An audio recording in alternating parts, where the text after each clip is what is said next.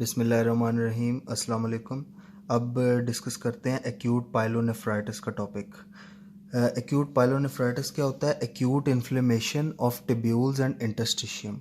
Tubules जो renal tubules होती हैं, प्रॉक्सिमल कॉन्वोल्यूटेड टिब्यूल या डिस्टल कॉन्वोल्यूटेड टिब्यूल या लूप ऑफ हैनले, या इंटरस्टिशियम जो होता है ना सपोर्टिंग जो सराउंडिंग टिश्यूज़ हैं टिब्यूल्स के, उनकी अगर एक्यूट इन्फ्लेमेशन हो जाए तो एक्यूट इन्फ्लेमेशन किसी इन्फेक्शन के केस में होती है। तो इन्फेक्शन होता है ये टिब्यूल्स या इंटरस्टिशियम का। ठीक है, अब कॉजेज़ देख लेते हैं। तो आपने याद रखना है कि दो रूट्स हैं जिनके थ्रू इन्फेक्शन जो है वो पहुंच सकता है टिब्यूल्स और इंटरस्टिशियम किडनी तक। ठीक है, तो सबसे पहला रूट होता है असेंडिंग इन्फेक्शन। ठीक है, इन्फेक्शन असेंड कर रहा है तो असेंडिंग इन्फेक्शन का कॉज होता है ई कोलाई, प्रोटियस और एंटेरोबैक्टर। अब असेंडिंग इन्फेक्शन कैसे असेंड करता है, कहाँ से असेंड करता है, ये देखते हैं। यूरिथ्रा में कॉलोनाइजेशन होती है बैक्टीरियाज की। ठीक है, यूरिथ्रा में बैक्टीरिया कॉलोनाइज किए हुए हैं, तो इधर से यूरिथ्रा से ये जो यूरिनरी ब्लैडर होता है उसकी एपिथेलियम को कहते हैं यूरोथीलियम या यूरो एपिथेलियम। वो यूरिथ्रा से पेनिट्रेट करते हैं यूरो एपिथेलियम में जो बैक्टीरिया या माइक्रो ऑर्गेनिजम्स होते हैं, और इधर से फिर यूरो एपिथेलियम से वो असेंड करते करते ये यूरिटर्स से वो पहुंच जाते हैं इधर किडनीज में, टिब्यूल्स और इंटरस्टिशियम तक। असेंड यूरिथ्रा से में कॉलोनाइज किया, यूरोथीलियम को पेनिट्रेट किया, ब्लैडर की यूरोथीलियम को पेनिट्रेट करके यूरिटर्स के थ्रू किडनी तक पहुंचा इन्फेक्शन। ये असेंडिंग इन्फेक्शन है और किडनी में जाके उसने पाइलोनेफ्राइटिस करवा दिया। ठीक है, यानी कि किडनी के टिब्यूल्स और इंटरस्टिशियम का इन्फेक्शन करवा दिया, और इस पाइलोनेफ्राइटिस से आगे जाके एक्यूट किडनी इंजरी भी हो सकती है। ठीक है, ये आपने याद रखना है, ये असेंडिंग रूट है। और दूसरा रूट होता है हेमाटोजेनस रूट, यानी कि ब्लड के थ्रू इन्फेक्शन स्प्रेड हो रहा है। ये कौन कौन से बैक्टीरियाज इन्वॉल्व हो सकते हैं? स्टाफ ऑरियस और ई कोलाई। अब किडनी की ब्लड सप्लाई क्या होती है कि एयोर्टा से की ब्रांचेस होती हैं आगे जो रीनल आर्टरीज होती हैं। रीनल आर्टरीज, एक लेफ्ट रीनल आर्टरी होती है, एक राइट रीनल आर्टरी होती है। तो रीनल आर्टरीज में कोई बैक्टीरिया, ब्लड में बैक्टीरिया हो गया, यानी कि बैक्टीरियल टॉक्सिन या बैक्टीरिया जो हैं वो ब्लड में आ गए हैं, ब्लड पॉइजनिंग हो गई है, तो उस वजह से भी हेमाटोजेनस रूट से भी स्प्रेड हो सकता है। लेकिन मोस्ट कॉमन रूट जो है ना इसका, वो असेंडिंग इन्फेक्शन है। ये पाथवे याद रखें कि कैसे असेंड करता है। ये पेपर में अक्सर पूछी जाती है कि असेंडिंग इन्फेक्शन की पाथवे बता दें कि इन्फेक्शन कैसे असेंड करेगा यूरिथ्रा से।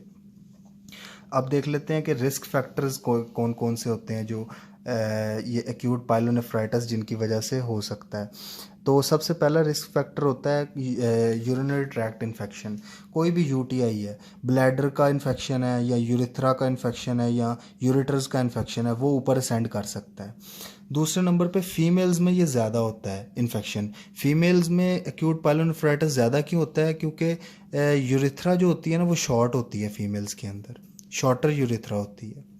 ठीक है, तो और एक तो शॉर्टर यूरिथ्रा होती है, दूसरे नंबर पे वजाइना के अंदर नॉर्मल जो है ना फ्लोरा वो प्रेजेंट होते हैं वजाइना में, तो उधर से वजाइना से नॉर्मल फ्लोरा असेंड करते हैं। यूरिथ्रा चूँकि पहले ही शॉर्ट है तो यूरिथ्रा के थ्रू यूरोथीलियम को उन्होंने पेनिट्रेट किया और फिर यूरिटर्स के थ्रू इन्वेड करके वो किडनीज तक पहुंच गई। इस वजह से फीमेल्स में ज़्यादा होता है। इसके अलावा प्रेगनेंसी में ज़्यादा होता है। प्रेगनेंसी में क्यों ज़्यादा होता है? क्योंकि यूट्रस एनलार्ज्ड हुई होती है। ठीक है, इस वजह से प्रेगनेंसी में भी ज़्यादा ये एक्यूट पाइलोनेफ्राइटिस हो सकता है। फिर डायबिटीज़ मिलाइटस में हो सकता है एक्यूट पाइलोनेफ्राइटिस। क्यों होता है? क्योंकि डायबिटीज़ मिलाइटस कॉज करती है न्यूरोपैथीज़।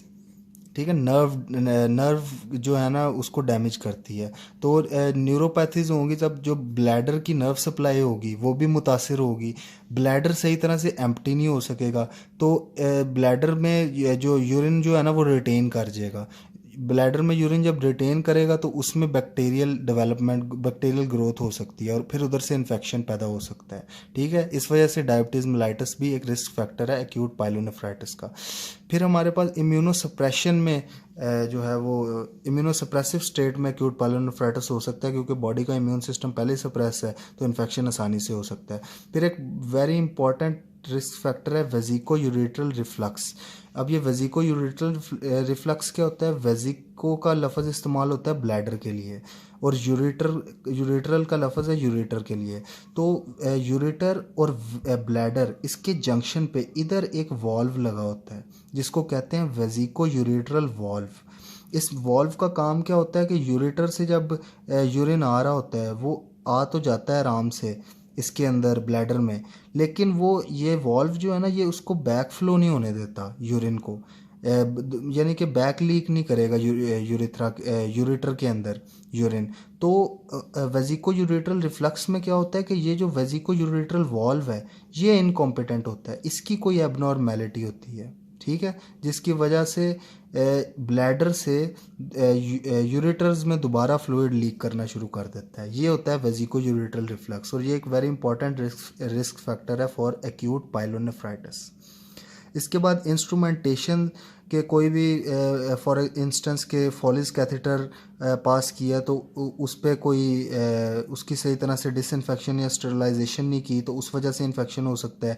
या बेनाइन प्रोस्टेटिक हाइपरप्लेजिया के केस में, बीपीएच के केस में भी एक्यूट पाइलोनेफ्राइटिस हो सकता है। इसमें कैसे हो सकता है कि प्रोस्टेट ग्लैंड होता है इधर यूरेथ्रा के अराउंड, इसने ऐसे से सराउंड किया होता है, तो इसकी अगर इनलार्जमेंट हो जाए तो इधर से कंप्रेशन आ गई, इधर कंप्रेस हो गया तो यूरिनरी ब्लैडर में एक्यूमुलेट यूरिन करना शुरू हो जाएगा और फिर बैक्टीरियल ग्रोथ हो जाएगी और फिर इधर इन्फेक्शन डेवलप होगा जो फिर असेंड कर जाएगा। तो इस वजह से बीपीएच भी एक रिस्क फैक्टर है। अब एक्यूट पाइलोनेफ्राइटिस में होता क्या है, मार्फोलॉजी क्या है, सेल्स को जब माइक्रोस्कोप में देखते हैं किडनी के सेल्स को तो वो कैसे नज़र आते हैं। सबसे पहले येलो रेज्ड एब्सेसिस बने होते हैं। एब्सेस कहते हैं कि एक लोकलाइज्ड कलेक्शन होती है पस की। अब चूंकि इन्फेक्शन हुआ है तो इन्फेक्शन के केस में जो इन्फ्लेमेटरी सेल्स हैं जैसे कि न्यूट्रोफिल्स हैं या ल्यूकोसाइट्स हैं वो आएंगे, वो आके जो बैक्टीरिया उसको किल करेंगे और वो पस बना देंगे। तो पस येलो रेज्ड एब्सेस बने होंगे पस की वजह से। दूसरे नंबर पे क्या होगा, पैची इंटरस्टिशियल सेपरेटिव इन्फ्लेमेशन होगी। सेपरेटिव कहते हैं पस वाली, इंटरस्टिशियल जो इंटरस्टिशियम को इन्वॉल्व करे। और इन्फ्लेमेशन मैंने आपको बताया कि कोई भी डैमेज हो, कोई भी इन्फेक्शन हो तो उससे लड़ने के लिए बॉडी का ये एक नेचुरल रिस्पॉन्स है, नेचुरल इम्यून रिस्पॉन्स है कि इन्फ्लेमेशन होगी, तो इंटरस्टिशियल सेपरेटिव इन्फ्लेमेशन नज़र आएगी। इसके अलावा इंट्राट्यूबुलर एग्रीगेट्स होंगे न्यूट्रोफिल्स के। मैंने आपको बताया इम्यून सिस्टम एक्टिवेट होगा और न्यूट्रोफिल्स जो हैं वो डैमेज की जगह पर आएंगे और टिब्यूल्स में ना, जब हम टिब्यूल्स को माइक्रोस्कोप में देखेंगे तो ये अब जैसे टिब्यूल्स हैं इसमें ऐसे ऐसे एग्रीगेट्स होंगे न्यूट्रोफिल्स के प्रेजेंट, ठीक है, तो ये इंट्राट्यूबुलर एग्रीगेट्स होंगे। फिर हमारे पास पैपिलरी नेक्रोसिस हो सकती है। पैपिलरी रीनल पैपिला क्या होते हैं, ये जो पैरामिड्स होते हैं रीनल, इनकी जो आगे ये कोन शेप्ड है, ये इसको इस जगह को रीनल पैपिला कहते हैं, तो इस जगह की पैपिलरी नेक्रोसिस भी हो सकती है, ठीक है। तो ये 4 मॉर्फोलॉजी के लिए पॉइंट्स आपने याद रखने हैं कि येलो रेज्ड एब्सेस होंगे पस की वजह से, पैची इंटरस्टिशियल सेपरेटिव इन्फ्लेमेशन होगी, एग्रीगेट्स होंगे न्यूट्रोफिल्स के टिब्यूल्स के अंदर और पैपिलरी नेक्रोसिस नज़र आएगी। इसके बाद कॉम्प्लिकेशंस देख लेते हैं एक्यूट पाइलोनेफ्राइटिस की, कि एक्यूट पाइलोनेफ्राइटिस हो गया, अब इससे आगे क्या क्या डेवलप हो सकता है। सबसे पहले पायोनेफ्रोसिस हो सकता है। पायोनेफ्रोसिस कहते हैं टिब्यूल्स में पस एक्यूमुलेट हो गई है। तो ये मैंने आपको बताया पस क्यों बनती है, क्योंकि नेचुरल इम्यून रिस्पॉन्स है, ल्यूकोसाइट्स न्यूट्रोफिल्स आएंगे और उससे वो डेड जो है वो सेलुलर डेब्रिस जो है और माइक्रो ऑर्गेनिज्म बैक्टीरिया वगैरह वो मिलके पस बना देंगे। तो पस टिब्यूल्स में होगा तो पायोनेफ्रोसिस हो जाएगी। या पेरिनेफ्रिक एब्सेस बन सकता है। पेरिनेफ्रिक एब्सेस क्या होता है, एब्सेस मैंने बताया कि कलेक्शन ऑफ पस को कहते हैं। पेरिनेफ्रिक होता है कि ये एरिया होता है जिसने सराउंड किया होता है किडनी को। अब ये किडनी है ना, किडनी का सराउंडिंग एरिया जो है इसको पेरिनेफ्रिक एरिया कहते हैं। तो इस जगह पे भी इन्फेक्शन जो है ना फैल जाता है किडनी के सराउंडिंग एरिया में और उधर भी पस बना देता है, तो जिसको पेरिनेफ्रिक एब्सेस कहते हैं। इसके अलावा पाइलोनेफ्रोटिक स्कार, किडनी में स्कार बन जाएगा। स्कार क्यों बनता है, क्योंकि डैमेज कोई भी हुआ तो अल्टीमेटली फाइब्रोब्लास्ट ने आके फाइब्रोसिस करवाई और फिर कोलाजन डेपोजिशन करवा दी और फिर स्कार बन गया। और पैपिलरी नेक्रोसिस हो सकती है। ये 4 कॉम्प्लिकेशंस आपने याद रखनी है एक्यूट पाइलोनेफ्राइटिस के केस में, कि पायोनेफ्रोसिस हो सकता है, पेरिनेफ्रिक एब्सेस बन सकता है, पाइलोनेफ्रोटिक स्कार हो सकता है और पैपिलरी नेक्रोसिस हो सकती है। इसके बाद अब देखते हैं कि क्लिनिकल फीचर्स जो है ना एक्यूट पाइलोनेफ्राइटिस में, कि पेशेंट प्रेजेंट कैसे करेगा। तो इसमें सबसे पहले हमारे पास देखने को आएगा कि फीवर्स और चिल्स होंगे।